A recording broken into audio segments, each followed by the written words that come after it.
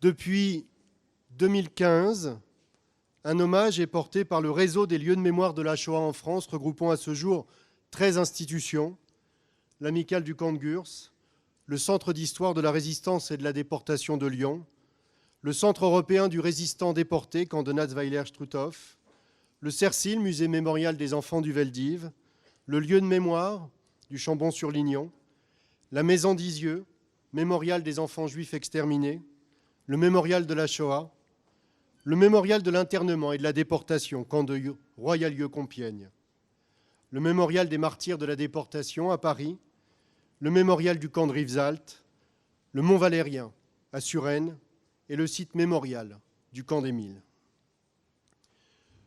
Le réseau des lieux de mémoire de la Shoah en France bénéficie du soutien de la Direction des patrimoines, de la mémoire et des archives du ministère des Armées, de la Fondation pour la mémoire de la Shoah, de l'Office national des anciens combattants et victimes de guerre, de l'œuvre du Bleuet de France, ainsi que de la délégation interministérielle à la lutte contre le racisme, l'antisémitisme et la haine anti-LGBT. En cette même journée, des cérémonies se déroulent à Beaune-la-Rolande, au Chambon-sur-Lignon, à Compiègne, à Gurs, Isieux, Lyon, au Mille, à Pithiviers, à Rivesaltes, à Strasbourg, à Toulouse et ici même, à Paris. Il y a quelques jours, une délégation des ambassadeurs de la mémoire était symboliquement présente sur le site du camp d'Auschwitz-Birkenau. Nous allons à présent passer devant vous, mesdames et messieurs, le témoin entre la promotion des ambassadeurs du mémorial de la Shoah, qui avait été distingué en janvier 2019 avec la nouvelle promotion. Et pour cela, j'invite Madame la directrice générale de l'Office national des anciens combattants et victimes de guerre et Monsieur le directeur de l'Académie de Paris à bien vouloir me rejoindre.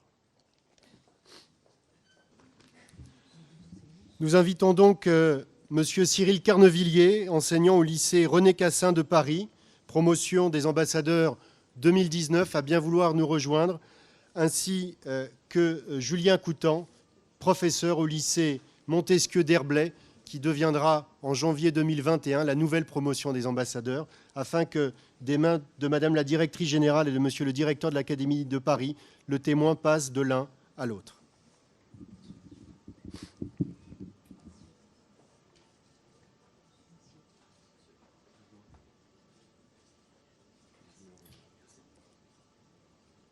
Symboliquement,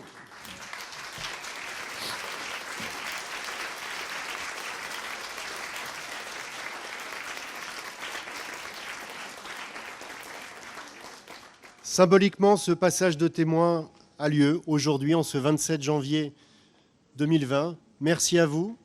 Je vous invite à bien vouloir reprendre place. Et puis nous allons à présent inviter les élèves du lycée Montesquieu à bien vouloir nous rejoindre pour lire le message que Madame Simone Veil avait écrit en 2010 pour honorer de cette journée les cérémonies qui se déroulent au mémorial de la Shoah.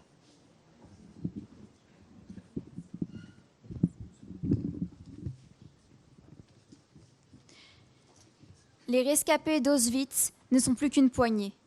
Bientôt, notre mémoire ne reposera plus que sur nos familles, sur l'État, mais aussi sur les institutions qui en ont fait leur mission, notamment celles en charge des lieux où vous vous trouvez aujourd'hui.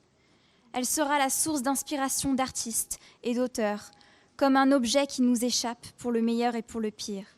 Notre mémoire, surtout, doit être intégrée et conciliée avec l'enseignement de l'histoire à l'école, faisant des élèves comme des professeurs des relais essentiels de cette nécessaire transmission. Il vous appartiendra de faire vivre au nom notre souvenir, de rapporter nos paroles, le nom de nos camarades disparus. Notre terrible expérience aussi de la barbarie poussée à son paroxysme, flattant les instincts les plus primaires de l'homme comme les ressorts d'une modernité cruelle. L'humanité est un vernis fragile, mais ce vernis existe. En parlant de ce monde à part que fut celui des camps et de la tourmente dans laquelle les Juifs furent emportés, nous vous disons cette abomination, mais nous témoignons aussi sur les raisons de ne pas désespérer. D'abord, pour certains d'entre nous, il y eut ceux qui nous aidèrent pendant la guerre, par des gestes parfois simples, parfois périlleux, qui contribuèrent à notre survie. Il y eut la camaraderie entre détenus, certes pas systématique, dont les effets furent ô combien salutaires. Et puis, pour cette infime minorité qui regagna la France en 1945, la vie a été la plus forte. Elle a repris avec ses joies et ses douleurs. Puissent nos rires résonner en vous comme notre peine immense. Notre héritage est là, entre vos mains, dans votre réflexion, dans votre cœur, dans votre intelligence et votre sensibilité. Il vous appartient que la vigilance ne soit pas un vain mot, un appel qui résonne dans le vide de consciences endormies. Si la Shoah constitue un phénomène unique dans l'histoire de l'humanité, le poison du racisme, de l'antisémitisme, du rejet de l'autre, de la haine ne sont l'apanage d'aucune époque, d'aucune culture, ni d'aucun peuple.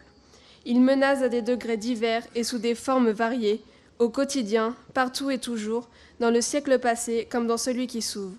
Ce monde-là est le vôtre. Les cendres d'Auschwitz lui servent de terreau.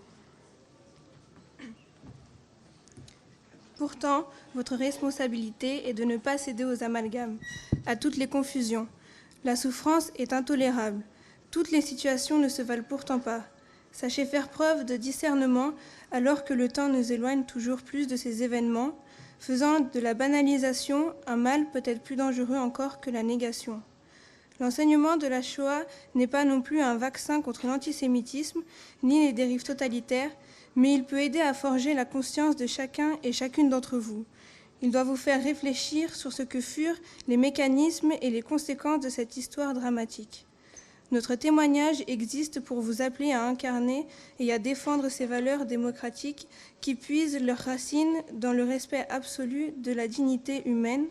Notre legs le plus précieux, à vous, jeunesse du XXIe siècle, Simone Veil de l'Académie française.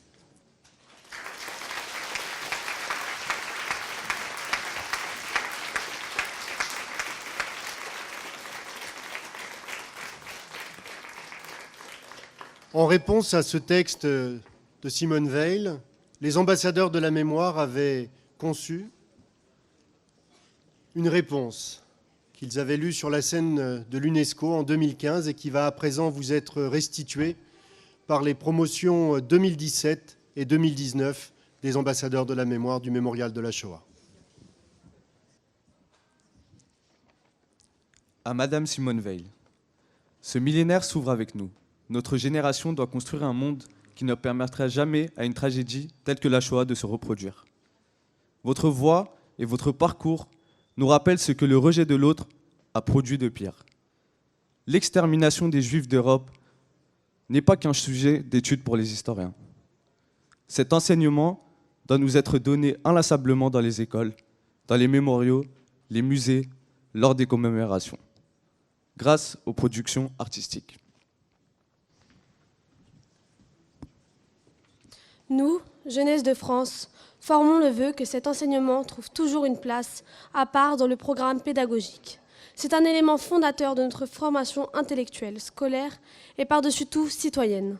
6 millions d'hommes, de femmes et d'enfants furent assassinés parce que nés juifs, par des hommes et des femmes aveuglés par des idéologies de haine.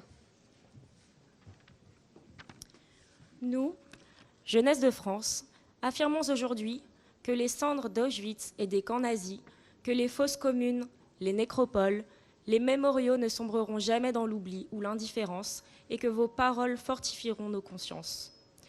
Depuis la Shoah, d'autres guerres, d'autres génocides ont frappé le monde.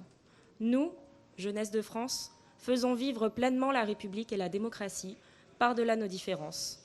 Nous avons la chance d'être en France, protégés par des lois, par un régime de droit qui affiche sur les frontons de nos édifices cette devise : liberté, égalité, fraternité.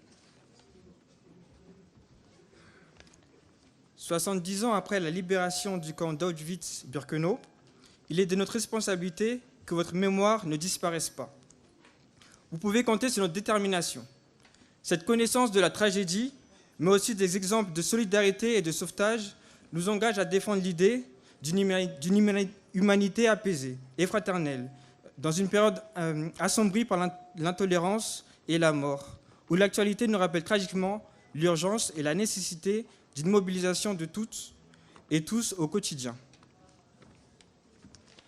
Les droits de l'homme et du citoyen, la Constitution, la laïcité permettent à chacun d'exister dignement, librement et sans autre restriction que le respect des autres et des lois. C'est collectivement que nous, jeunesse de France, nous présentons à vous aujourd'hui, mais c'est bien individuellement que nous nous engageons.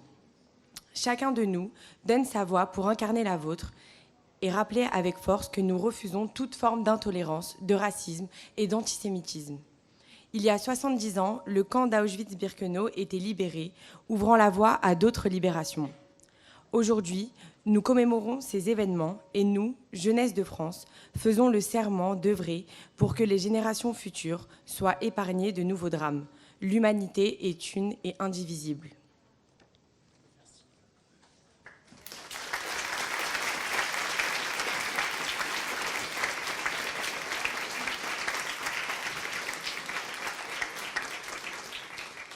Voilà, mesdames et messieurs, pour marquer la fin de ce premier temps, la chorale du collège Janson de Sailly va à présent vous interpréter Zognit Kaimol. Vous le savez, c'est cet hymne écrit au cœur même des ghettos qui va devenir l'hymne de la résistance juive.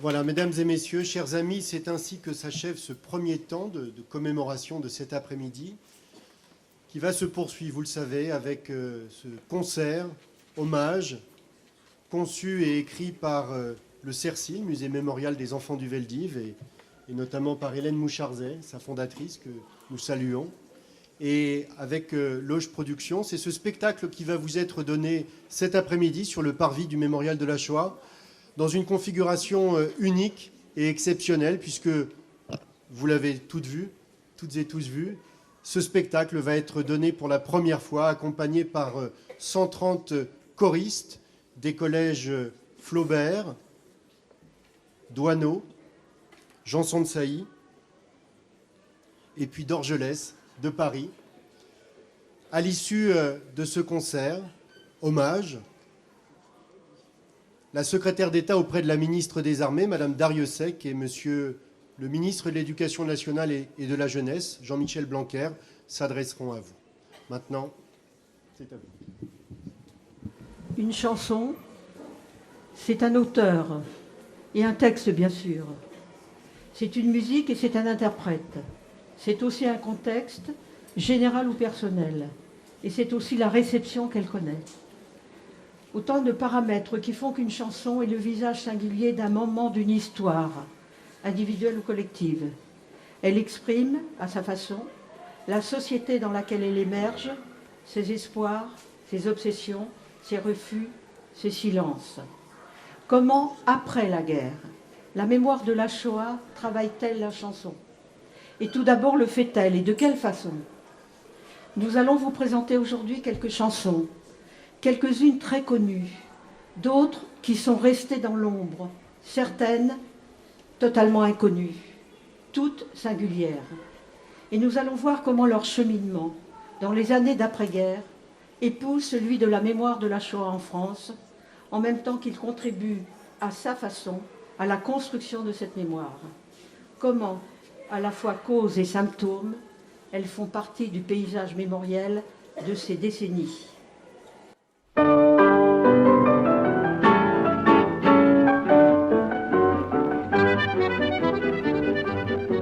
Pour y aller, vous prenez le métro, vous foncez dans le populo, y a tout là-dedans.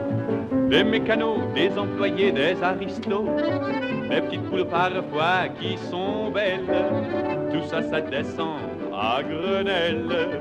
Vous avancez et vous lisez sur le fronton rue Nélaton. Et au-dessus, en lettres vives, Vélodrome d'hiver, mon Veldive. Veldive, quand je t'ai vu pour la première fois, y a combien de ça, je ne sais pas. Mais je sais que je n'étais pas plus haut que ça et que papa me portait sur son bras. Veldive.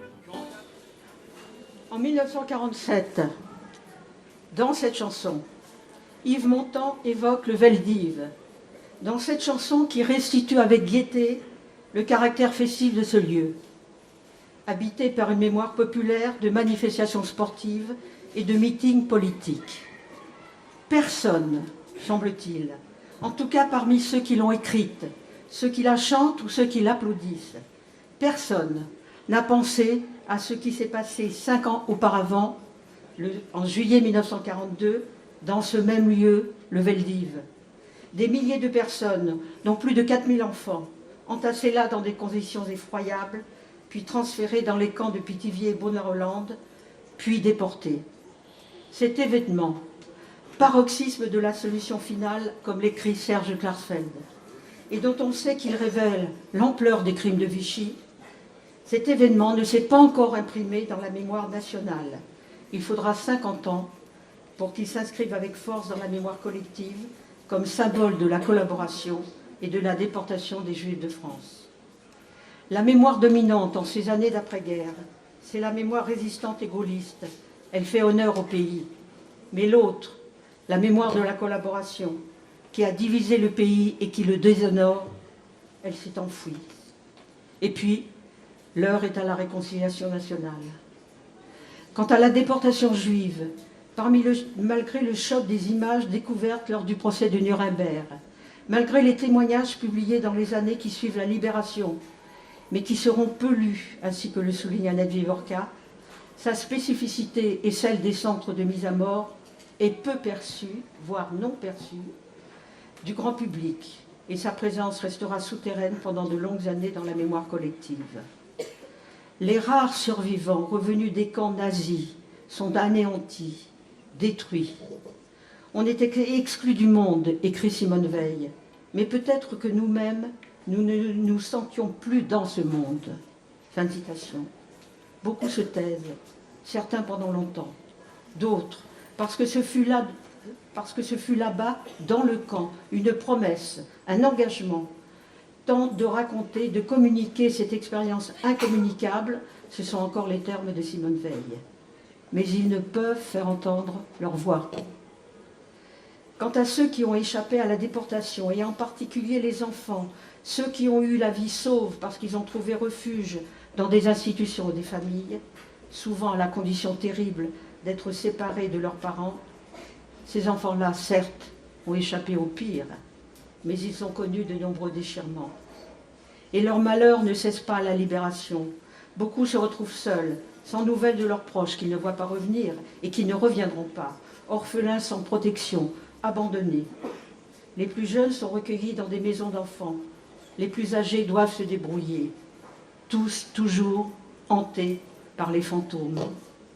L'écrivain Sylvain Rainer, dont toute la famille a été déportée, a été caché jusqu'en 1944 dans le Jura, puis s'est retrouvé en Suisse dans un camp de réfugiés de la Croix-Rouge. Il témoigne de cette période d'après-guerre, je le cite. On n'arrivait pas à travailler, on n'arrivait pas à s'insérer, on ne parlait de rien. C'était comme si on était né orphelin. On était quelque part en nous-mêmes frappés à mort par le même virus. Nous étions les survivants de nos familles, les épaves, les déchets humains de l'Holocauste. On aurait voulu communiquer, on ne pouvait pas. On avait des relations de fantôme à fantôme. On était des nuages flottants au quartier latin. Fin de citation. Comment, dans ces conditions, arriver à dire ce qu'on a vécu, ce noir soleil qu'on ne peut regarder en face? Comment évoquer cette terrible histoire? Impossible. Et pourtant, impossible de ne pas le faire. C'est ce qui va s'imposer à certains, mais pas tout de suite. Il faudra attendre pour que la chanson vienne. Ce sont eux, les enfants de déportés, qui, devenus compositeurs, écrivains ou interprètes, vont évoquer les premiers dans une chanson ce qu'on n'appelait pas encore la Shoah. Jean Ferrat, Sylvain Rainer, Barbara, Francis Lemarque, dans les années 60, et un peu plus tard, Serge Gainsbourg, tous cachés durant l'occupation. Chacun témoigne à sa façon. Les chansons écrites à cette époque par les enfants de déportés ne racontent pas la Shoah. Elles l'évoquent plus ou moins allusivement, plus ou moins latéralement. Parfois énigmatiques, elles disent une souffrance dont le souvenir est difficile, voire impossible à affronter. Ces allusions, souvent, ne seront pas perçues par le public, qui ne les comprendra que bien plus tard, quand il sera prêt à affronter cette mémoire, et la chanson, parfois, l'y aidera.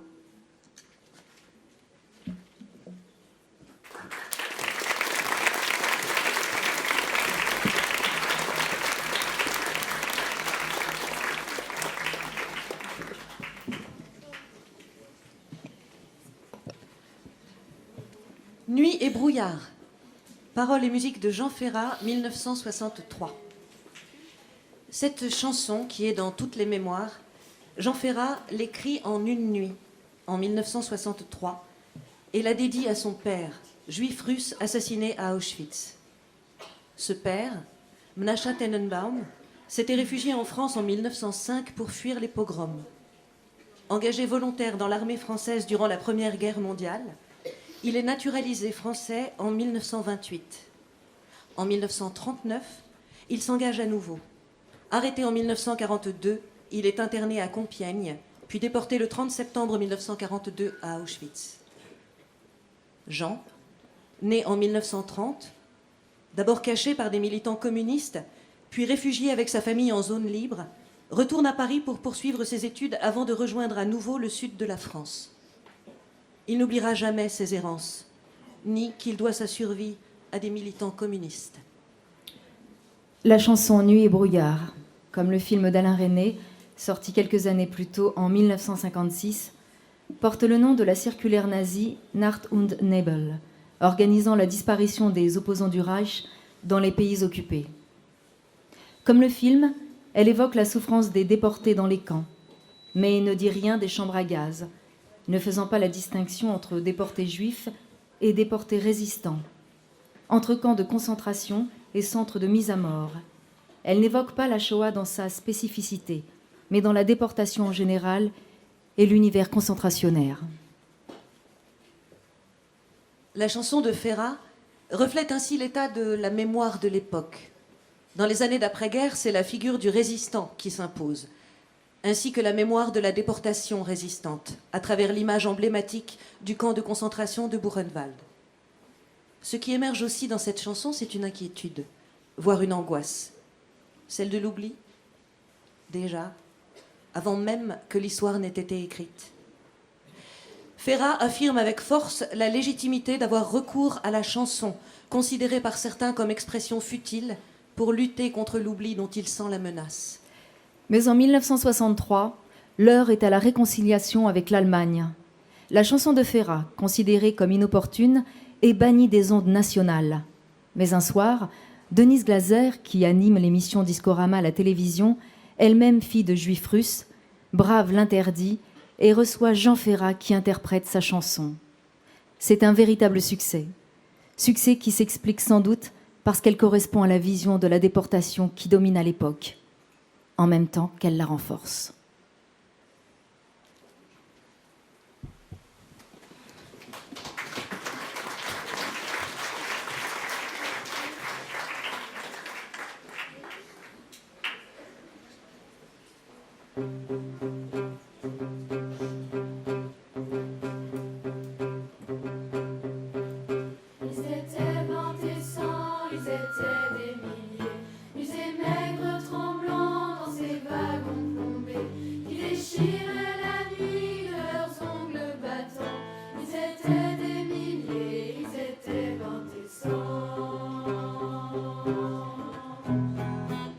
Ils se croyaient des hommes, n'étaient plus que des noms.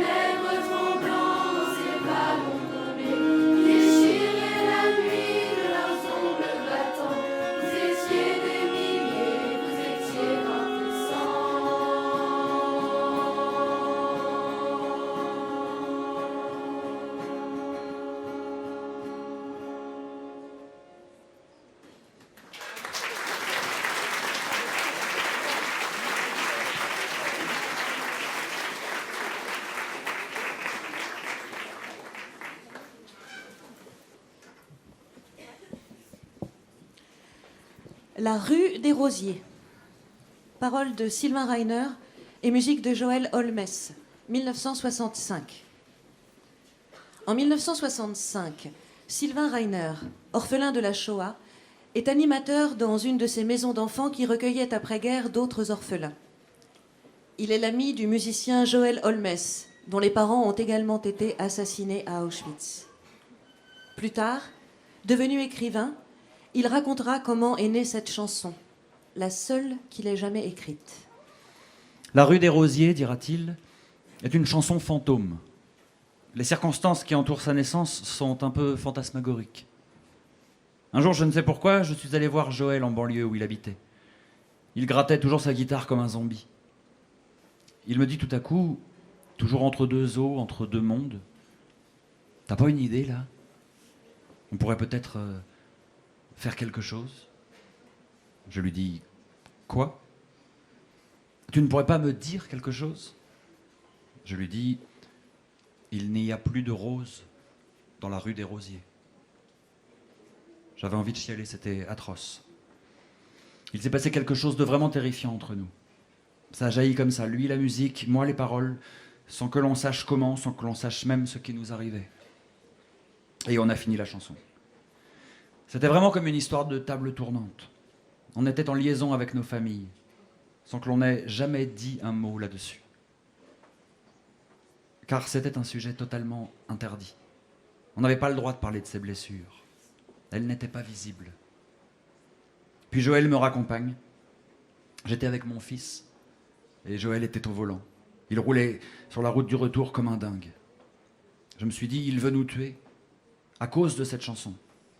Cette chanson est interdite. On est frappé à mort parce qu'on l'a faite. On est interdit de vie et de succès. Nous devions expier notre survivance. Ils ne déclareront pas la chanson à la SACEM, ni ne l'inscriront dans leur discographie. Elle sera chantée en 1968 par Pia Colombo, mais ne rencontrera aucun écho. Cette chanson ne dit rien d'autre que le vide, l'absence, la disparition. Vide de cette rue, dans ce quartier de Paris habité avant-guerre par de nombreuses familles juives immigrées d'Europe de l'Est, emblématique de ce que fut la vie, la culture et la langue que les nazis ont voulu effacer. Pour cela, cette chanson est pour certains celle qui, de toutes, évoque au plus juste ce que fut la Shoah.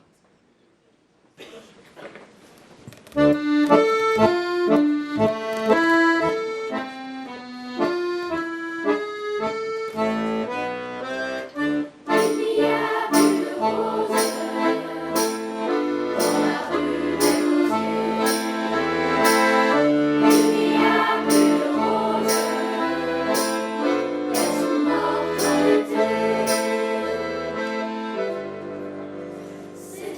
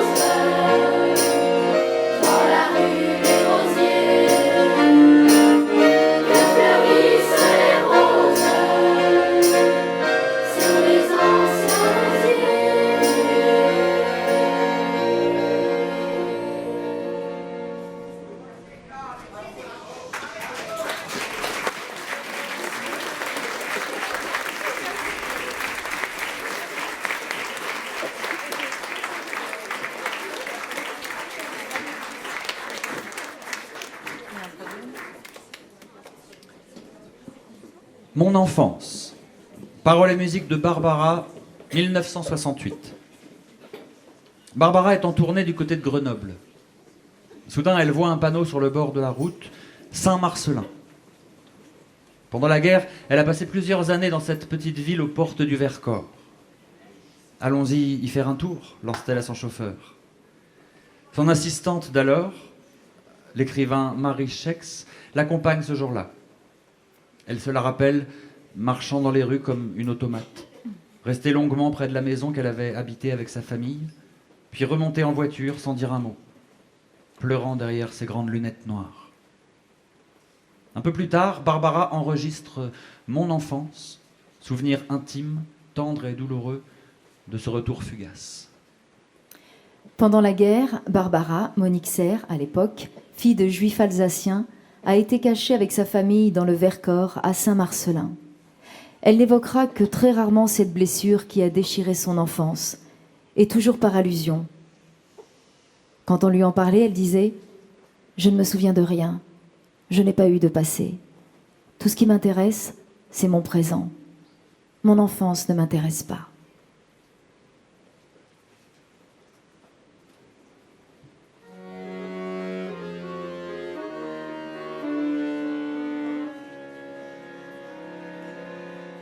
J'ai eu tort, je suis revenue dans cette ville au loin perdue où j'avais passé mon enfance. J'ai eu tort, j'ai voulu revoir le coteau où glissait le soir, bleu et gris ombre de silence. Et j'ai retrouvé comme avant, longtemps après, le coteau, l'arbre se dressant, comme au passé. J'ai marché les tempes brûlantes, croyant étouffer sous mes pas les voix du passé qui nous hantent et reviennent sonner le glas. Et je me suis couchée sous l'arbre, et c'était les mêmes odeurs, et j'ai laissé couler mes pleurs, mes pleurs. J'ai mis mon dos nu à l'écorce, l'arbre m'a redonné des forces, tout comme au temps de mon enfance. Et longtemps j'ai fermé les yeux, je crois que j'ai prié un peu, je retrouvais mon innocence. Avant que le soir ne se pose, j'ai voulu voir la maison fleurie sous les roses.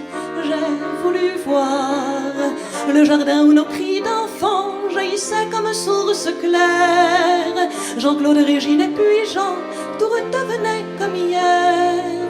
Le parfum lourd des sauges rouges, les dahlias fauves dans l'allée, le puits, tout, j'ai tout retrouvé. Hélas, la guerre nous avait jetés là, d'autres furent moins heureux, je crois, au temps joli de leur enfance.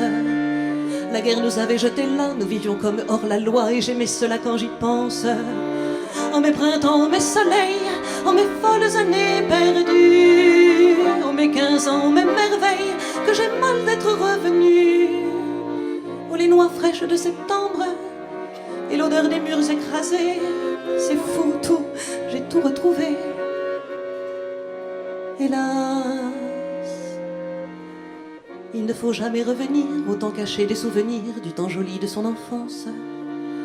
Car parmi tous les souvenirs, ceux de l'enfance sont les pires, ceux de l'enfance nous déchirent. Oh ma très chérie, oh ma mère, où êtes-vous donc aujourd'hui?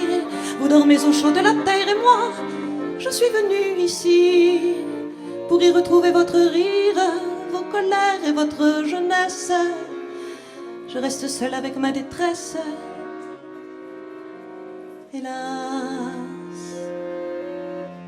pourquoi suis-je donc revenue? Et seule au détour de ces rues, j'ai froid, j'ai peur, le soir se penche. Pourquoi suis-je venue ici, où mon passé me crucifie, où dort à jamais mon enfance?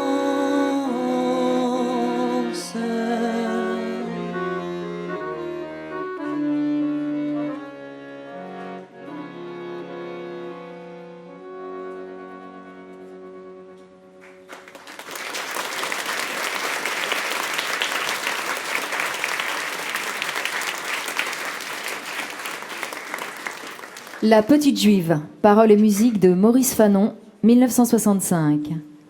Dans La Petite Juive, écrite en 1965, Maurice Fanon, militant anarchiste et antimilitariste, né en 1929, dénonce les violences et impostures qui ont ravagé la France et le monde avant, pendant et après la Deuxième Guerre mondiale. Il oppose à tout cela, en contraste, la seule figure fragile d'une petite fille juive qui apparaît et disparaît le temps d'une chanson, le temps d'une enfance.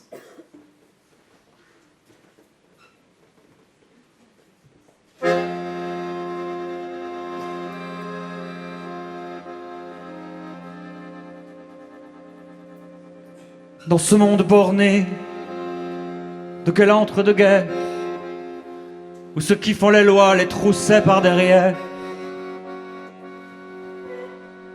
nous n'avions que 5 ans, du pain sec au dessert, pour 5 lettres de trop ou un paix de travers. On nous disait, tu vois, c'est la croix que grand-père a gagnée au chemin des dames et nos grands frères, abandonnant le bleu pour un kaki douteux, cocufiait Madelon dans les bras de Marlène. Une fois l'an, nous allions voir entre père et mère la victoire en chantant nous ouvrir la barrière. Et nous nous en allions en suçant des bonbons, jouer du revolver à-dessous le bouchon. Et je me souviens, la petite juive, elle me disait viens, elle était jolie, on faisait des bêtises où on ne faisait rien, elle s'appelait Lise. Et je m'en souviens. Dans ce monde truqué, de quelle drôle de guerre, où ceux qui font le front le bradaient à l'arrière. Nous n'avions que 10 ans, et dans nos gibecières, une histoire de France qui tombait en poussière. On nous a fait courir, traverser des rivières, sur des ponts d'Avignon qui dansaient à l'envers.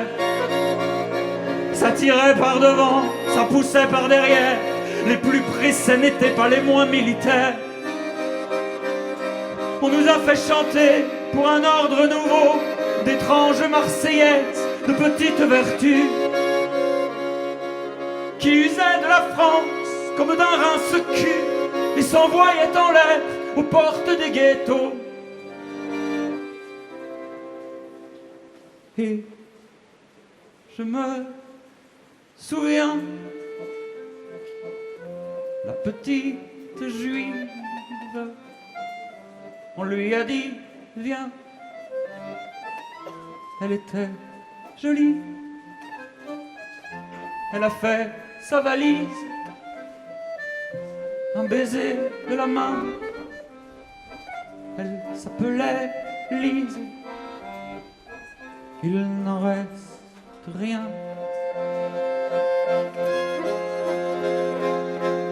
Dans ce monde morné, d'avant quelle autre guerre, où le Japon blessé lèche encore son cancer.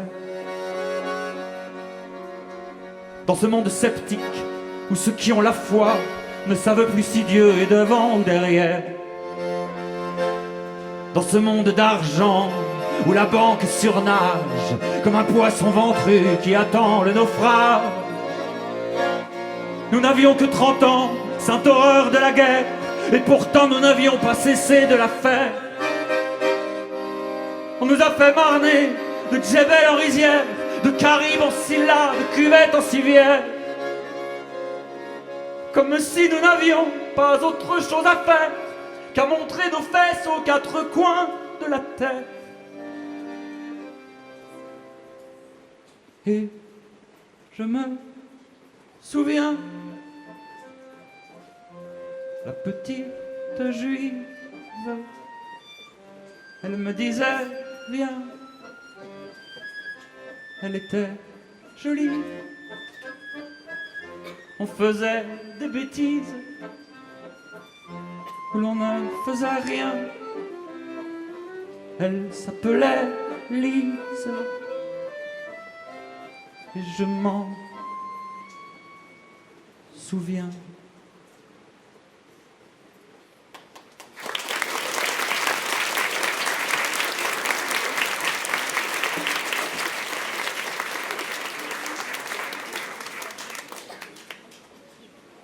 Avec les Juifs, paroles et musique de Pierre Sellos, 1963. Cette chanson, inspirée du roman d'André Schwarzbart, Le Dernier des Justes, manifeste de façon assez singulière pour l'époque une prise de conscience aiguë de ce que fut la Shoah, ce drame qu'un peu plus de 6 millions d'âmes posent à la civilisation. Ainsi qu'il est dit dans la chanson, elle surprend par la précision de la description du processus de mise à mort.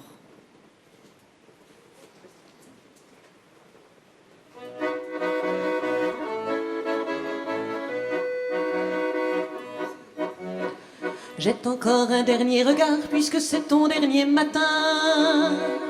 Dans ce pays de cauchemars où nous espérions notre fin, serrons-nous plus fort, mon amour, entre la chaleur de nos corps. Petit David ignore encore que la mort vient au petit jour. Avec les Juifs, ils font du suif. Avec les Juifs, ils font du suif. Adieu le camp et les baraques, les barbelés, les miradors. L'éclair des coups de feu qui claquent, tout va finir et je t'adore. Dans cette humanité qui meurt, il se peut encore que l'on s'aime et qu'au-delà de toute haine, on puisse pleurer de bonheur. Avec les Juifs, ils font du suif. Avec les Juifs, ils font du suif. Bientôt va s'ouvrir cette porte sur l'antichambre de la mort. Si nous voulons qu'elle nous emporte, il faudra respirer bien fort. Et quand nous perdrons la lumière bleutée qui tombe du plafond, Yahvé, nous dirons la prière, chantant la gloire de ton nom. Avec les Juifs, ils font du suif. Avec les Juifs, ils font du suif. Mais il me vient une question avant que s'achève le drame, qu'un peu plus de 6 millions d'âmes posent à la civilisation. Quand on nous prenait par wagon pour nous conduire à nos bourreaux, que faisiez-vous, tas de salauds? L'amour était-il en prison? Avec les Juifs, ils font du suif. Avec les Juifs, ils font du suif. Mais voici que la porte s'ouvre, bientôt nous monterons là-haut. Plus haut que l'aile des corbeaux, plus loin que le regard des cours. Dans la grisaille des nuages, nous retournerons en poussière et nous irons au ciel d'hiver accrocher les toits des villages. Avec les Juifs, ils font du suif. Avec les Juifs, ils font du suif. Avec les Juifs, ils font du suif.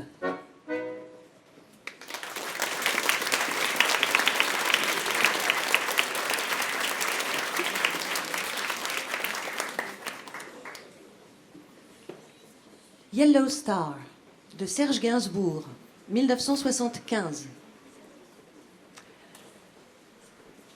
J'avais une étoile de shérif sur le cœur, dira un jour Serge Gainsbourg, évoquant son passé d'enfant juif sous l'occupation. En 1975, cette étoile s'impose dans sa chanson Yellow Star. Mais cette fois-ci, comme souvent chez ce chanteur, c'est sur le mode de la dérision et de la provocation qui cache une sensibilité à fleur de peau. Cette étoile que le jeune adolescent Lucien Gainsbourg, fils de juif,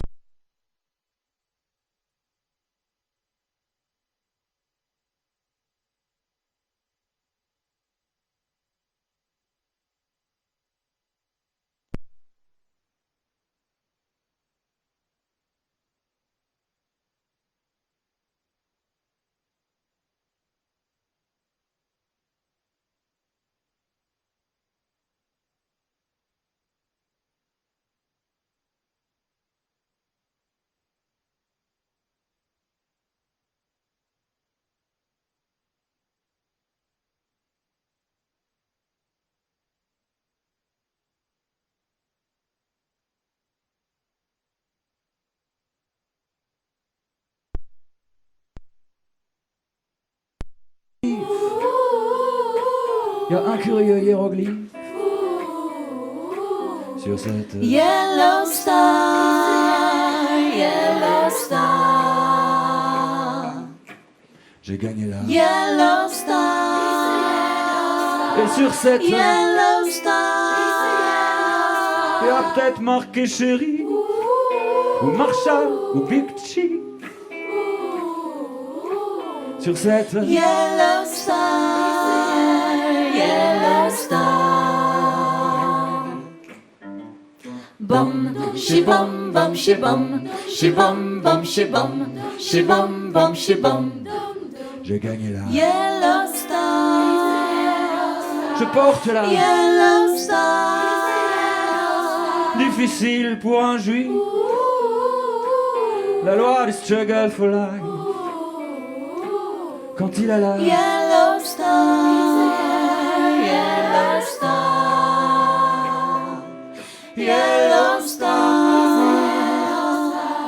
Yellow Star. Yellow Star. Yellow Star.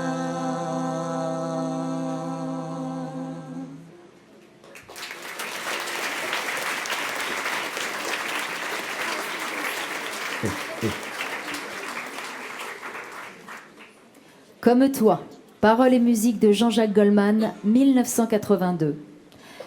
Jean-Jacques Goldman est né après la guerre.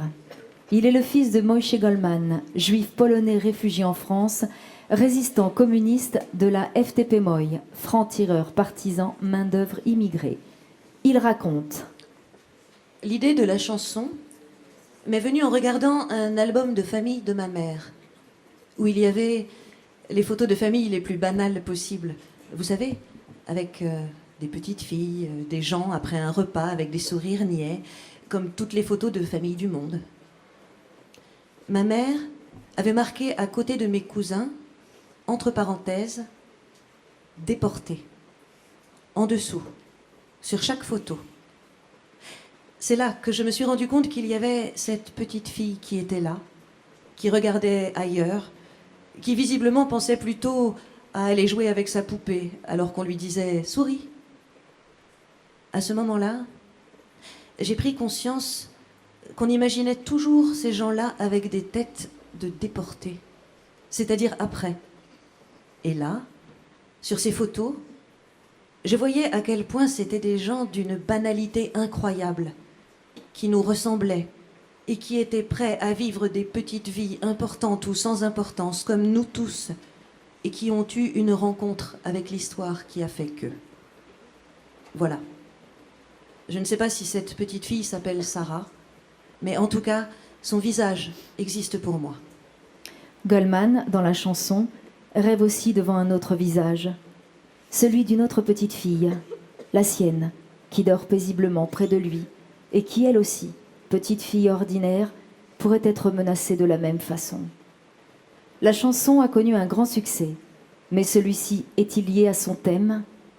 Comme le dit le chanteur, on peut très bien écouter cette chanson sans penser du tout que cela parle de cela. Donc, c'était juste un visage de petite fille qui m'a touchée.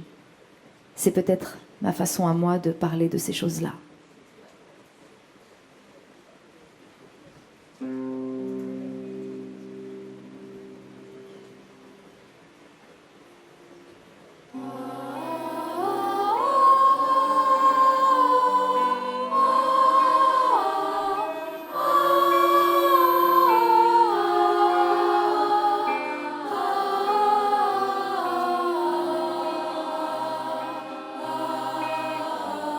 Elle avait les yeux clairs et la robe en velours, à côté de sa mère et la famille autour. Elle pose un peu distraite au soleil de la fin du jour. La photo n'est pas bonne, mais l'on peut y voir le bonheur en personne et la douceur d'un soir. Elle aimait la musique, surtout Schumann et puis Mozart. Comme toi, comme toi, comme toi, comme toi, comme toi, comme toi, comme toi, comme toi.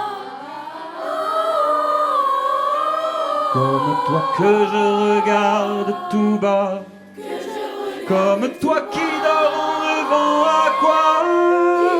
Comme toi, comme toi, comme toi, comme toi.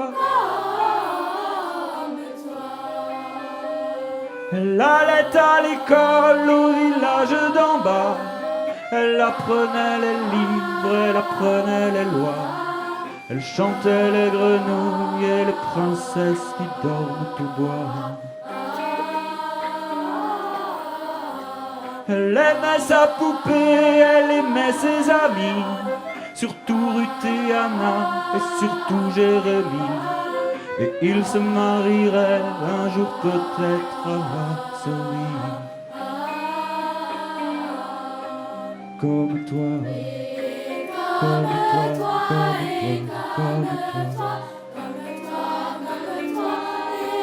comme toi, comme toi,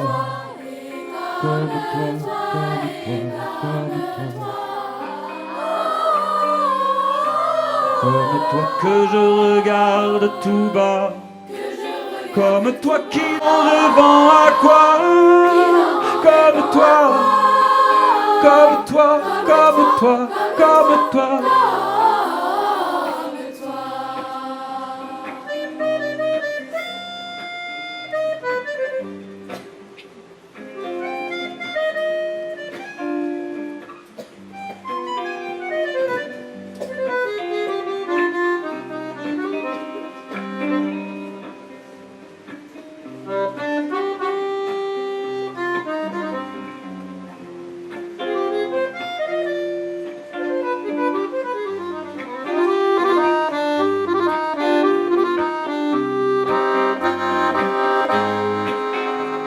Elle s'appelait Sarah et n'avait pas 8 ans.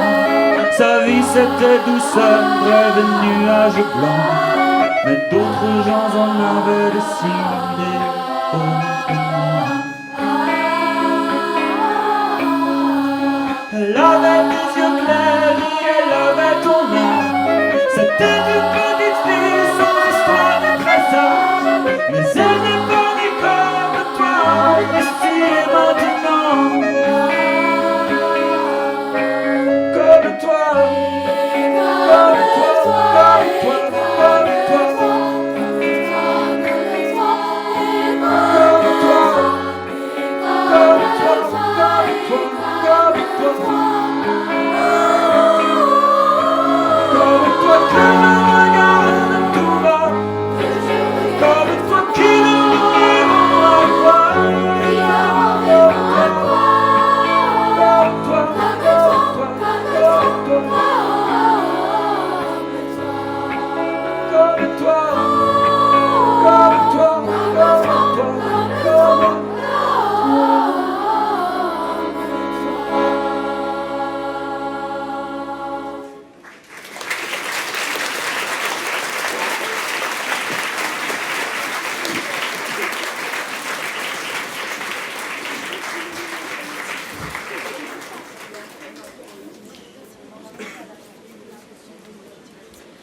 C'est par étapes successives que Vichy, ce passé qui ne passe pas, va lentement émerger dans la mémoire collective et que la déportation des Juifs de France, 76 000 personnes assassinées dans les camps d'extermination en Pologne, va occuper une place centrale dans le paysage mémoriel français.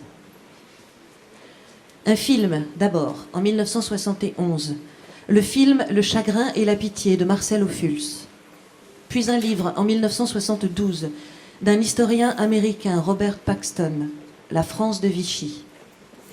En 1978, le feuilleton américain Holocauste, une fiction qui raconte l'histoire de 2 familles juives et qui a eu un impact considérable, même si elle a été contestée.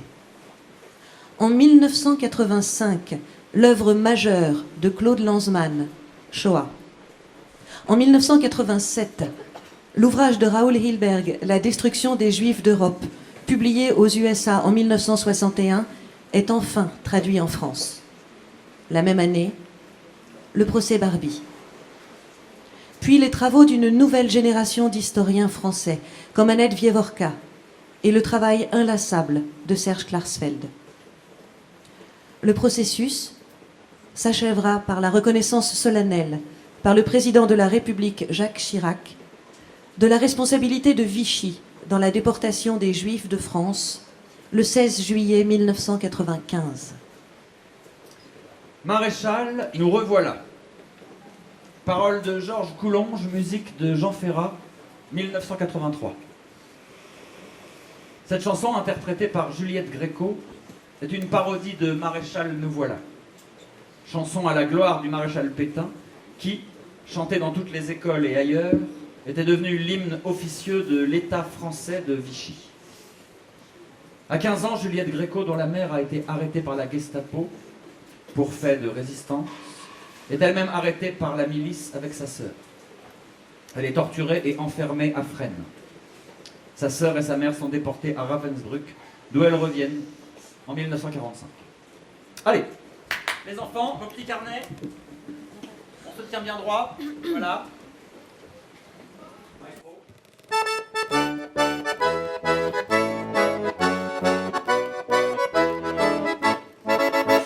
Maréchal, nous revoilà, nous les petits enfants de France, nous que tu as rassérénés, à qui tu donnais l'espérance et des biscuits vitaminés. Maréchal, nous sommes là pour demander ton indulgence, car comme le dit Isorni, c'était toi la vraie résistance, c'est ça qu'on n'avait pas compris.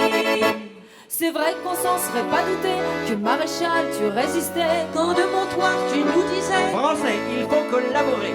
Quand t'envoyais ta LVF combattre l'armée des soviets, Alors qu'on pensait bêtement, c'est peut-être pas le moment. Maréchal, Maréchal, nous revoilà, nous qui allions les jours de fête chanter à Lille ou à Mâcon ton hymne de nos voix fluettes, sans savoir qu'il était si con. Maréchal, Nous revoilà, toi qui n'étais pas responsable de tous les crimes hitlériens, puisque ton vieillard respectable, évidemment t'en savais rien. c'est vrai Maréchal, tu ignorais que tes miliciens torturaient. Tu condamnais De Gaulle à mort sans savoir que ça lui ferait du tort quand Hitler t'a dit Vite, vite, votez les lois antisémites. Tu as dit trop tard mon Führer, je les ai faites voter hier. Maréchal, nous revoilà, nous les anciens de la famine, pour te remercier des biscuits, car je sens que ta vitamine va faire son effet aujourd'hui. Maréchal, nous sommes là pour que certains sortent d'un doute. Toi qui disais que les Français avaient tous la mémoire courte, ils vont voir que tu te trompais. Maréchal, Nous revoilà. Maréchal, nous sommes là. Maréchal, nous revoilà. Nous revoilà. Maréchal, nous sommes là.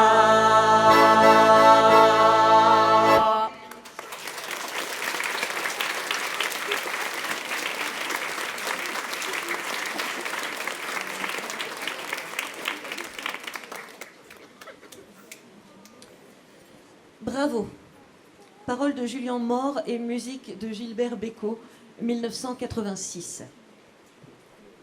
Après ces années de déni, pendant lesquelles le pays a éludé la confrontation avec le passé de la collaboration, privilégiant une mémoire plus prestigieuse, beaucoup de Français découvrent l'ampleur des crimes de Vichy. En 1986, Gilbert Bécaud compose une comédie musicale, Madame Rosa, adaptée du roman d'Émile Ajar, La vie devant soi, 1975. Annie Cordy en interprète une chanson, Bravo, qui évoque la rafle du Veldiv, devenue emblématique des crimes de Vichy. La tonalité de cette chanson marque une vraie rupture avec les précédentes. Elle n'est plus dans le témoignage. Elle est dans le souvenir. Elle est dans l'histoire en train de s'écrire. Et cette histoire est un choc pour ceux qui la découvrent. La violence de la chanson, de ses mots, de sa musique, répond à la violence du choc ressenti par ceux qui ont pris conscience, si tardivement, de la réalité de la collaboration.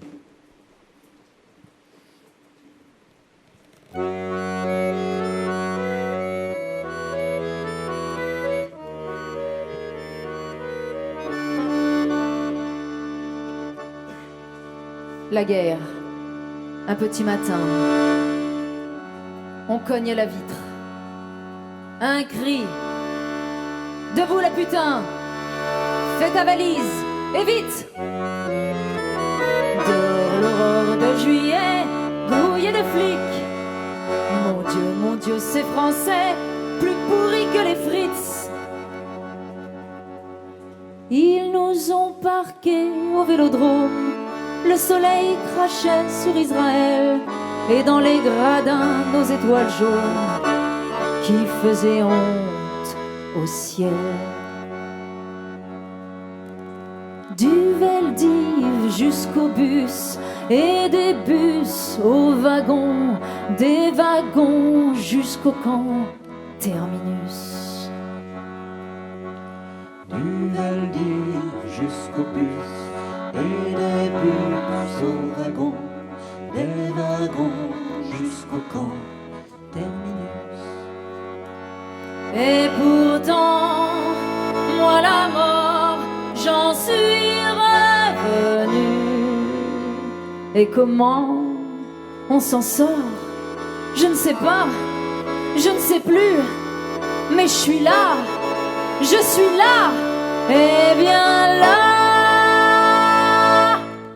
Ah bravo, bravo, j'existe, je persiste à exister. Je suis bonne, je m'abonne ce soir à l'éternité. Donnez-moi des tonnes de sourires d'enfants et des hommes taillés dans des volcans. Ah bravo, bravo, et pardon si parfois j'y pense encore. J'ai baisé ces fils de pute et je leur crache au mirador. Ce bâtard du diable, ce chien autrichien, je l'emmerde dans son enfer chrétien. Ah bravo, bravo, je vous jure que je ne vous oublierai pas. De mon étoile jaune là-haut, je veillerai sur vous en bas. Pleurez pas, mes chéris, sur ma terre promise, j'aurai votre amour dans ma valise. Du Veldiv jusqu'au bus et des bus au wagon, des wagons jusqu'au camp terminus. Je fais partie des vénards, de ces sacrés vénards qui ont revu leur regard. Ah bravo, bravo, tu as beau me tatouer un numéro, j'ai tiré le bon et grève, c'est moi qui ai eu ta peau. Je survis au fanfare à Lily Marlène. Je suis grasse, j'ai 100 ans et je m'aime.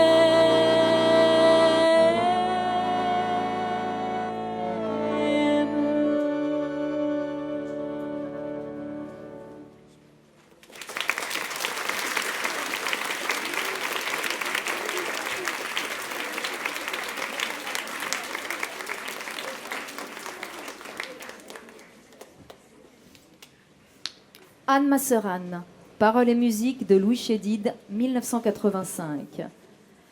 Dans ces mêmes années 80, la mémoire de la Shoah va être de plus en plus souvent invoqué pour alterner sur le danger des retours historiques funestes, et plus particulièrement sur la menace que constitue en France depuis 1972 l'existence d'un parti d'extrême droite qui se développe.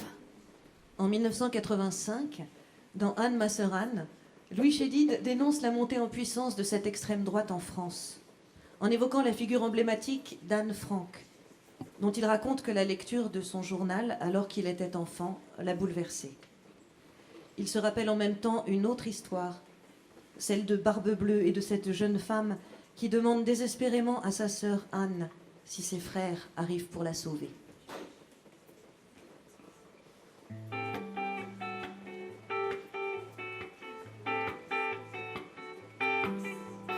Anne, ma sœur Anne, si je te disais ce que je vois venir. Anne, ma sœur Anne, j'arrive pas à y croire, c'est comme un cauchemar. Sale cafard, Anne, ma sœur Anne, en écrivant ton journal du fond de ton placard. Anne, ma sœur Anne, tu pensais qu'on n'oublierait jamais mes mauvaises mémoires. Elle ressort de sa tanière, la nazie nostalgie. 3 gammes et bottes à clous et toute la panoplie. Elle a pignon sur rue, des adeptes à partie. La voilà revenue, historique hystérie. Anne, ma sœur Anne, si je te disais ce que j'entends. Anne, ma sœur Anne, les mêmes discours, les mêmes slogans, les mêmes aboiements. Anne, ma sœur Anne, j'aurais tant voulu te dire, petite fille Martine. Anne, ma sœur Anne, tu peux dormir tranquille, elle reviendra plus la vermine. Mais beaucoup d'indifférence, de patience malvenue. Pour ces anciens damnés, beaucoup de déjà-vu. Beaucoup trop d'indulgence, trop de bonnes manières. Pour cette nazie nostalgie qui ressort de sa tanière, comme hier. Anne, ma sœur Anne, si je te disais ce que je vois venir. Anne, ma sœur Anne, j'arrive pas à y croire, c'est comme un cauchemar. Sale cafard, Anne, ma sœur Anne, Anne, ma sœur Anne, Anne, ma sœur Anne, Anne, ma sœur Anne, Anne, ma sœur Anne, Anne, ma sœur Anne, Anne, ma sœur Anne, Anne, ma sœur Anne, Anne, ma sœur Anne.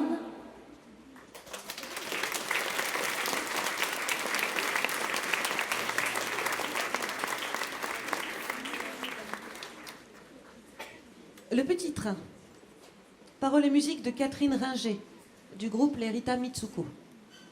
1988. C'est une chanson dont il faut raconter l'histoire. Au début des années 50, une chanson ritournelle, Le Petit Train, est dans toutes les têtes. Elle est interprétée par André Claveau, chanteur très populaire à l'époque, qui par ailleurs a été écarté des antennes pendant 2 ans à la Libération pour avoir collaboré à Radio Paris. C'est un petit train qui circule joyeusement dans la campagne, insouciant, sans jamais se détourner de sa route. En 1987, Catherine Ringer, dont le père, juif polonais, a été déporté dans 9 camps successifs, reprend le thème, la mélodie et la tonalité de cette ritournelle, mais cette fois-ci, le petit train qui circule allègrement à travers la campagne, c'est le train rouille et vert de gris qui emmène les déportés vers la mort, inexorablement. Tout est décalé dans cette chanson, par rapport à l'histoire évoquée. Une musique tantôt pleine d'entrain, tantôt tragique. Une voix aiguë qui va jusqu'aux cris déchirants. Des sons métalliques et répétitifs. La danse, même, que la chanteuse effectuait sur scène. Bien plus, quand elle l'interprétait en public, elle faisait tout pour que les paroles soient incompréhensibles, comme si elle ne pouvait dire qu'à condition qu'on ne la comprenne pas. Et du fait de ce décalage même, on est sans cesse à la limite de l'insupportable.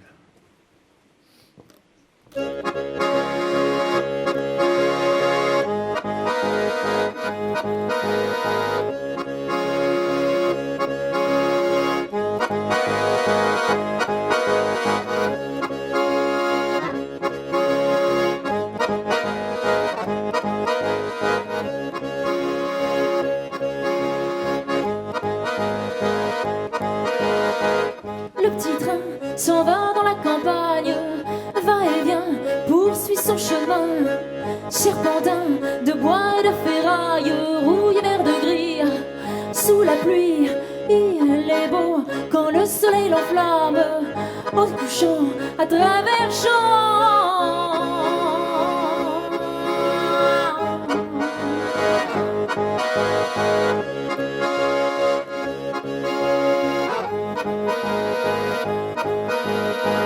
Les chapeaux des paysannes ondulent sous le vent. Elles rient parfois jusqu'aux larmes en rêvant à leurs amants. L'avoine est déjà germée. As-tu rentré le blé? Cette année les vaches ont fait des hectolitres de lait. Oh, petit train, où t'en vas-tu? Train de la mort, mais que fais-tu? Le referas-tu encore?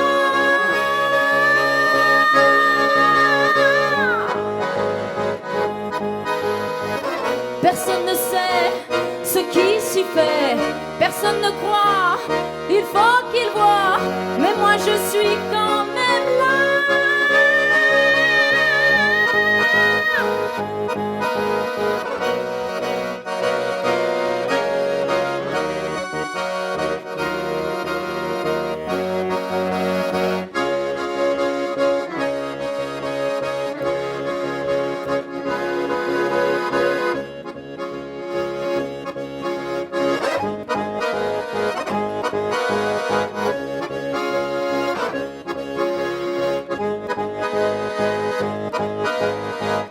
Le petit train dans la campagne et les enfants, le petit train dans la montagne, les grands-parents et petit train condulé aux flammes à travers champs. Le petit train s'en va dans la campagne, va et vient, poursuit son chemin. Serpentin de bois et de ferraille, marron et gris sous la pluie.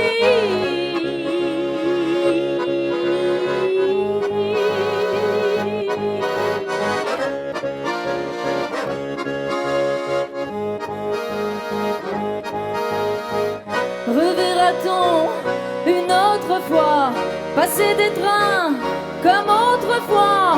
C'est pas moi qui répondra.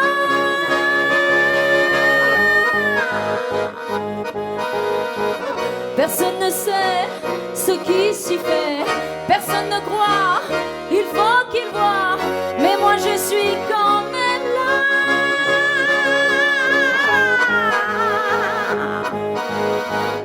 Petit train, où t'en vas-tu? Train de la mort, mais que fais-tu? Le referas-tu encore?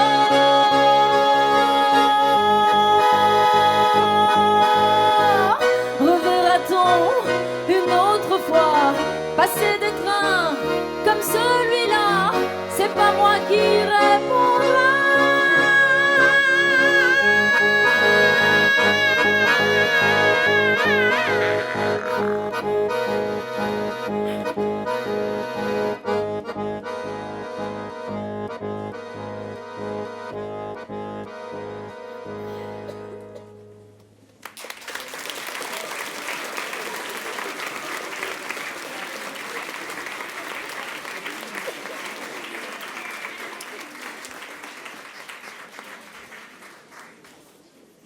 Après, en 2000, Catherine Ringer écrira une autre chanson en hommage à son père, Sam Ringer.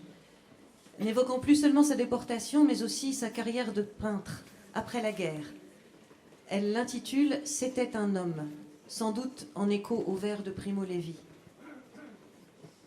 Vous qui vivez en toute quiétude, bien au chaud dans vos maisons, vous qui trouvez le soir en rentrant la table mise et des visages amis, considérez si c'est un homme, que celui qui peine dans la boue, qui ne connaît pas de repos, qui se bat pour un quignon de pain, qui meurt pour un oui, pour un non. N'oubliez pas que cela fut. Non, ne l'oubliez pas. La bête est revenue, paroles et musique de Pierre Perret, 1998. Dans les années 90, la menace de l'extrême droite se précise en France. Le Front National, fondé en 1972 par des nostalgiques de Vichy, voire du nazisme, connaît des succès électoraux inattendus. Les thèses négationnistes se développent dans certains milieux. L'évocation de la Shoah devient une façon de s'engager dans la lutte contre les menaces du retour d'idéologies funestes. Elle s'inscrit dans un combat. On cite fréquemment Bertolt Brecht, qui écrit en 1941 dans La résistible ascension d'Arturo Ui. Vous, apprenez à voir plutôt que de rester les yeux ronds. Agissez au lieu de bavarder. Voilà ce qui aurait pour un peu dominé le monde. Les peuples en ont eu raison, mais il ne faut pas nous chanter victoire. Il est encore trop tôt. Le ventre est encore fécond, d'où a surgi la bête immonde. Et pourtant, à l'époque, la chanson de Pierre Perret fut ignorée par les radios et la télévision.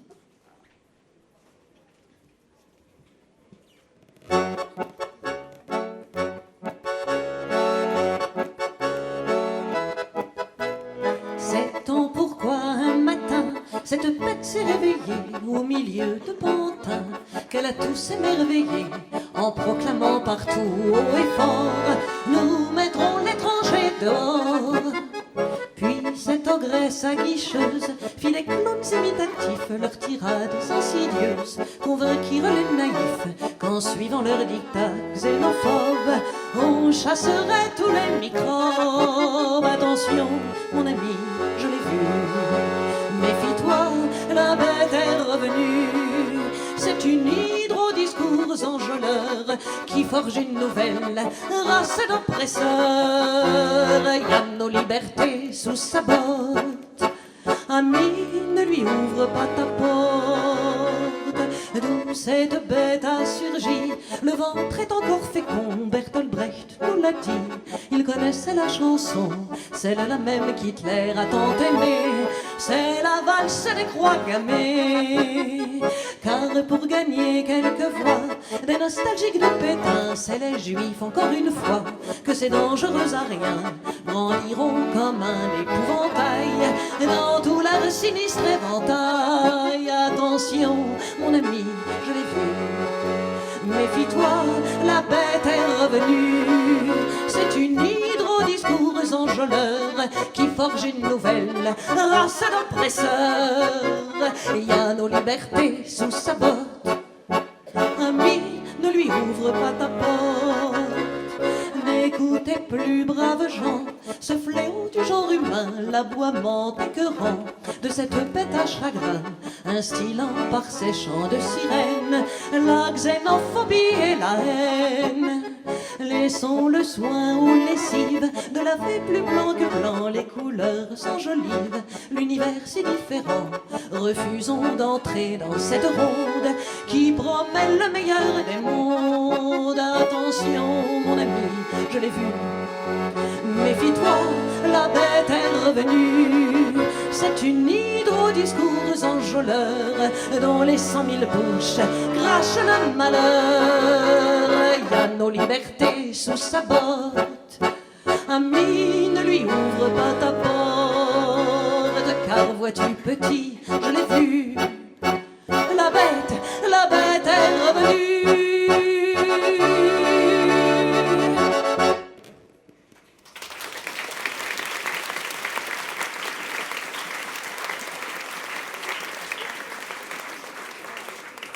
L'étoile. Paroles d'Éric Marty, musique de Franck Marty, 2002. Cette chanson est une forme de vagabondage. Elle évoque bien sûr l'étoile que les Juifs de France ont dû porter à partir de juin 1942. Mais elle est aussi une sorte de rêverie poétique associant images, sonorités et rythme.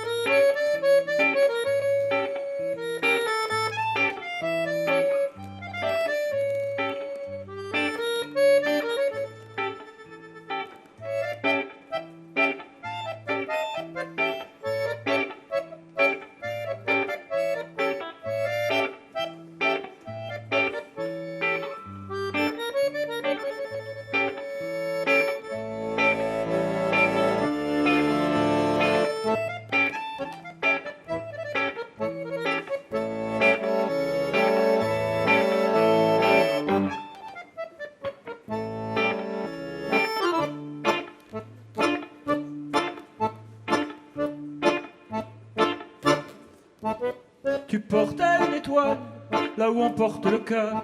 Parfois on a trop mal et parfois le bonheur. Tu portais une étoile là où on dit je t'aime, là où tombe le voile. Quand on a de la peine, on lisait dans tes yeux que le ciel me comprenne. Celle qui brille le mieux est peut-être la tienne. C'est une étoile de mer qui fuit quand on l'approche. Tu la portais hier, cousue comme un reproche.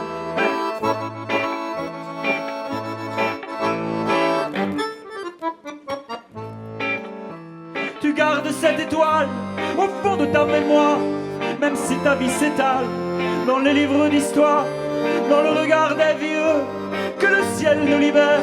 Celle qui brille le mieux ne passera pas l'hiver.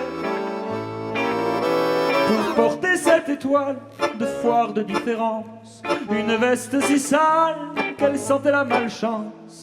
Et cette étoile qui veille là où tu dors enfin, viens trouver le sommeil dans le creux de tes mains. On lisait dans tes yeux que le ciel me protège. Celle qui brille le mieux sera ton privilège.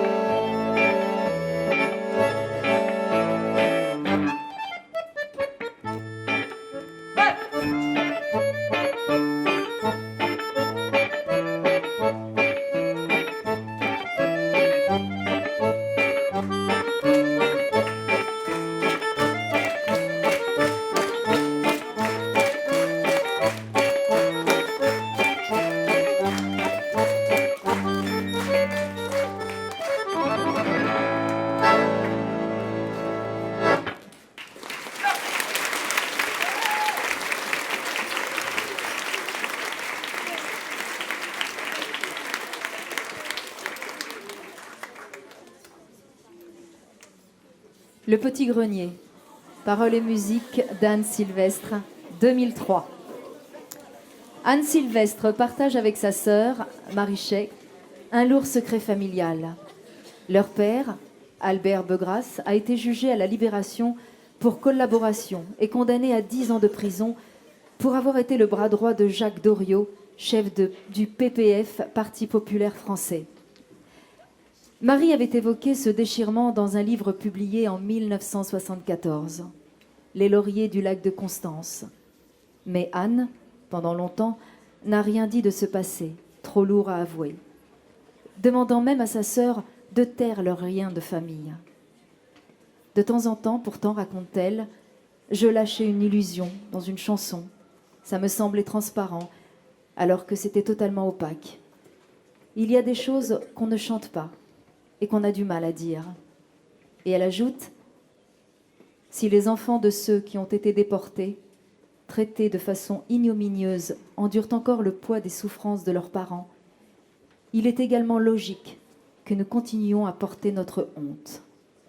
Dans Le Petit Grenier, Anne Sylvestre arrive à dépasser la honte et trouve enfin la légitimité nécessaire pour écrire sur ces enfants juifs obligés de se cacher, de se taire, de changer de nom, prenant ainsi également la défense de tous les enfants broyés par les guerres.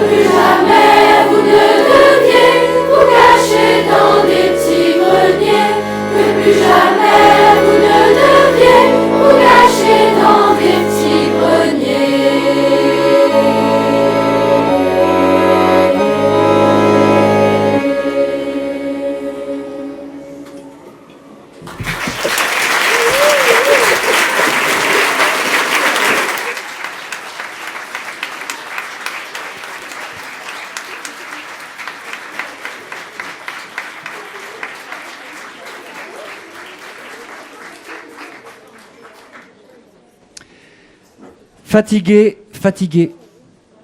Paroles de François Morel et musique de Reinhard Wagner et Antoine Salaire, 2010. Comment mieux terminer que sur cette chanson? Cette fois, c'est un mort qui parle. Et encore, celui-ci a-t-il une tombe?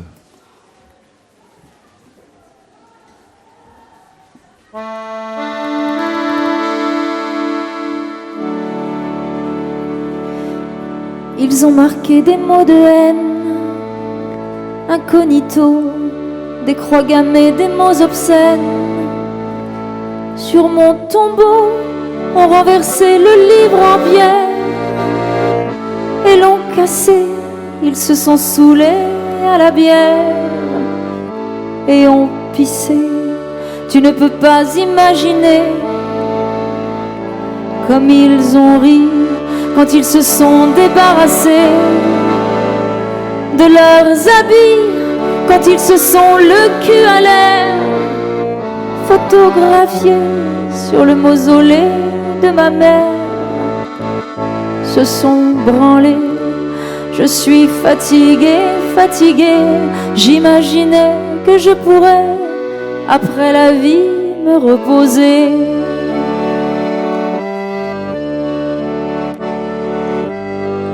Des nostalgiques de la guerre, de la terreur, ont invoqué le nom d'Hitler. Et j'ai eu peur, je me suis dit, ça recommence. C'est pas fini, j'espérais au moins le silence. Presque l'oubli, votre président a promis l'air solennel que seront durement punis les criminels. C'est tous les jours que l'on écrit plus jamais ça, et qu'avance la barbarie. À petits pas, je suis fatiguée, fatiguée. J'imaginais que je pourrais, après la vie, me reposer.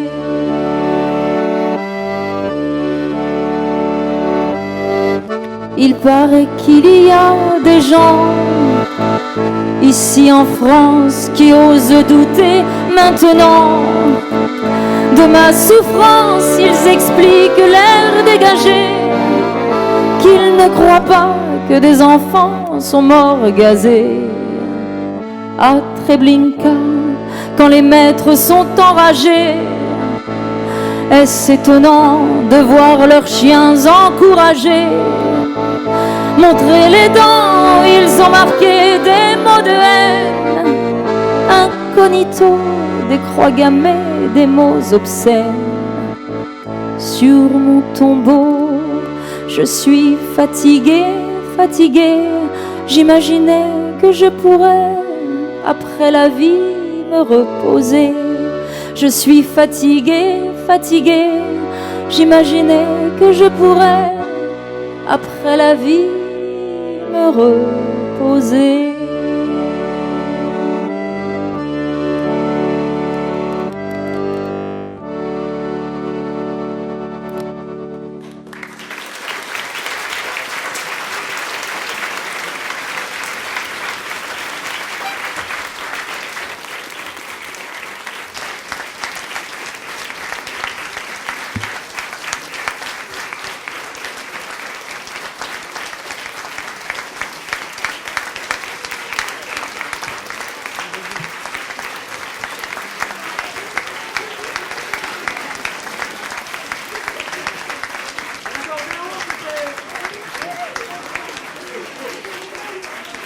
Un, deux, deux. À l'accordéon, Fred Ferrand.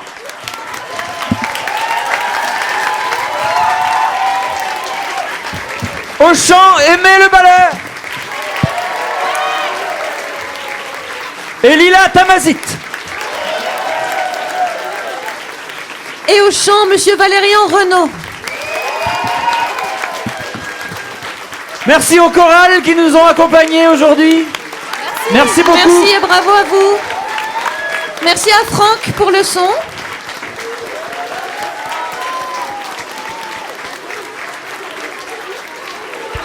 Et l'introduction vous a été lue par Hélène Moucharzet. Très bonne fin de journée, au revoir.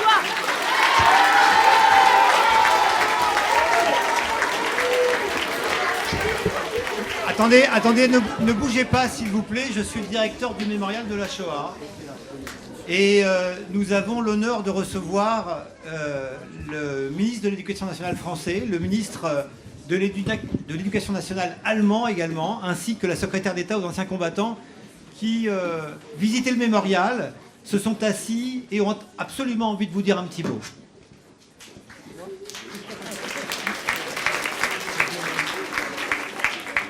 Bien, bonsoir à toutes et à tous. Merci beaucoup pour ce que l'on vient d'entendre.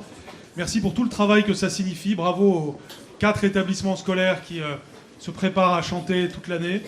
Merci à leurs professeurs. Merci à tous ceux qui les entourent de vous préparer ainsi au chant, mais aussi au travail de mémoire qui a lieu dans un lieu comme celui-ci. Je voudrais vous dire que ce qui se passe aujourd'hui est très important.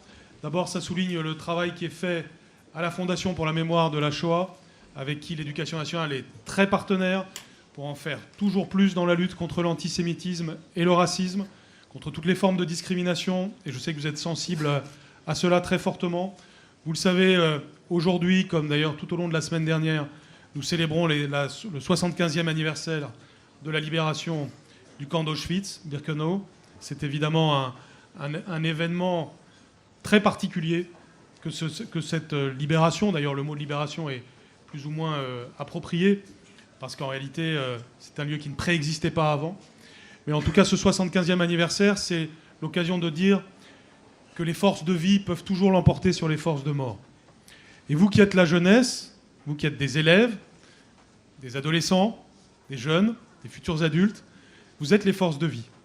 Et ce qui se passe dans un lieu comme celui-ci, c'est pas seulement le fait de commémorer des personnes qui ont été assassinées par la barbarie nazie, mais c'est aussi de créer de l'espérance pour le futur.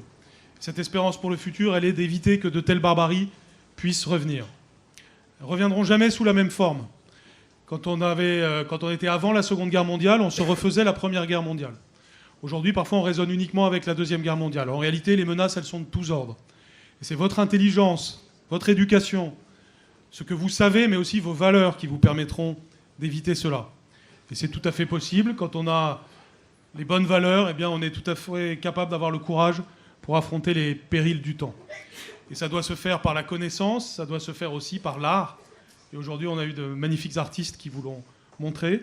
Et ça doit se faire par l'amitié, l'amitié entre vous, l'amitié entre nous tous, citoyens d'un même pays, mais aussi l'amitié entre des pays différents. Et l'amitié entre la France et l'Allemagne, c'est quelque chose de très significatif dans le monde d'aujourd'hui, puisque nous avons été adversaires pendant des décennies et des décennies. Il s'est passé l'horreur, et puis ensuite on a été capable d'être des pays amis. Et aujourd'hui, l'Allemagne, le gouvernement allemand, les Allemands sont à la pointe de la lutte contre l'antisémitisme, alors qu'ils ont été le pays où il y a eu le berceau du nazisme. Et aujourd'hui, être capable, Français et Allemands, de travailler ensemble à cela, d'être ensemble, les deux ministres, avec la secrétaire d'État aux anciens combattants, les deux gouvernements unis pour lutter contre toutes les formes nouvelles de racisme, d'antisémitisme, de discrimination, c'est évidemment un message pour vous, mais c'est aussi un message pour la France, pour l'Europe. Et nous avons des grands défis au XXIe siècle à affronter. Nous entrer dans une civilisation nouvelle, devrait bâtir des sociétés durables, où il y a de l'amitié entre les peuples. Et cela passe évidemment d'abord et avant tout par l'éducation. Certains d'entre vous seront professeurs, d'autres feront d'autres métiers, parce qu'il y a d'autres métiers aussi. Mais tous, vous serez parents aussi, sans doute, beaucoup d'entre vous. Tous, vous serez dans un rôle de transmission. Cette transmission est l'essentiel pour l'avenir de l'humanité. Donc bravo pour vos chants, bravo pour votre présence, bravo pour votre travail, bravo à vos professeurs et bravo à la Fondation pour la mémoire de la Shoah. Merci beaucoup.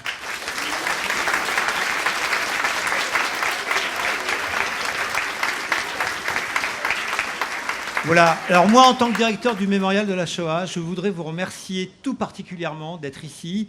Je sais tout le travail que vous avez dû faire. Je voudrais remercier vos enseignants, je voudrais remercier le rectorat de Paris, je voudrais remercier mon ami Rachid Azouz et sa collègue qui s'occupe plus particulièrement des chants chorales. Je voudrais remercier tous les enseignants et surtout, c'est vous que je voudrais remercier parce que vous êtes là depuis 14 heures à chanter admirablement bien et vous n'imaginez pas à quel point vos chants nous réchauffent, nous donnent de l'espoir et permettent à tout le public qui est ici de repartir avec un peu de joie dans le cœur, malgré cette journée de tristesse qu'est le 27 janvier pour nombre de gens qui sont là, ici, au Mémorial de la Shoah. Merci beaucoup, merci.